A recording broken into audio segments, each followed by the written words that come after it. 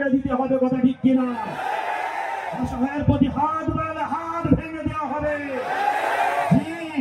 ভারতের সংবিধান, ইন্ডিয়ান কনস্টিটিউশনের দিকে তাকালে চোখ তুলে নেওয়া হবে।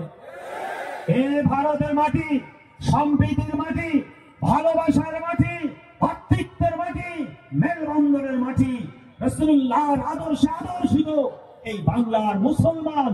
আমরা সংবিধান বিরোধী কাজ করি না, সংবিধান বিরোধী কাজকে আমরা অ্যাকসেপ্ট করি না। অতএব ভারতের মাটিতে থাকবে, ভারতের খাবে, আর বিদেশে দালালি করবে, মেনে নেওয়া যাবে না। মেনে নেওয়া যাবে?